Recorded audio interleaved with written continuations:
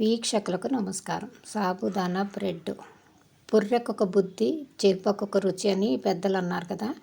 సాయంత్రం చక్కగా సాబుదానా ఉప్మా చేసేసని తినేసేయండి. ఇంక రాత్రికి అన్నం అది లేకుండా హ్యాపీగా ఉంటుంది, పడుకోవచ్చు అని అనుకున్నా.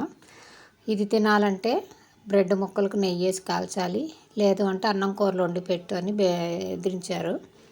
చచ్చినట్టు రెండు బ్రెడ్ ముక్కలు నెయ్యి వేసి కాల్చుకొని ఇచ్చి ఏం తింటారా అని చూస్తుంటే మా వాళ్ళు బ్రెడ్ మధ్యలో ఈ సాబుదానా ఉప్మాని జల్లీలాగా మెత్తగా ఉంది కాబట్టి అతుక్కుంటుంది, దీన్ని తీసుకెళ్ళి ఆ బ్రెడ్ ఉప్మా మధ్యలో వేసి చక్కగా అతికించారనమాట.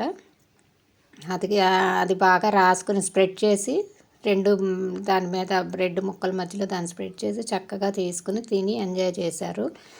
నాకైతే అన్నం వండే పని తప్పింది. ఇది వెరైటీగా ఉంది కదా అని చెప్పి వీడియో తీసుకుని మీ అందరితో షేర్ చేస్తున్నా. మీరు కూడా సాబుదానా నా పిల్లలతో తినిపించాలి ఉప్మాలో ఇష్టం లేని వాళ్ళతో అంటే ఇలా బ్రెడ్ కానీ బన్నులు కానీ లేకపోతే చపాతీలు వీటి మధ్యలో పెట్టి తినిపించవచ్చు అని ఐడియా వచ్చింది. మీరు నచ్చిందా ఐడియా? వీడియో నచ్చితే లైక్, షేర్, ఫాలో, సబ్స్క్రైబ్. ధన్యవాదాలు. నమస్కారం.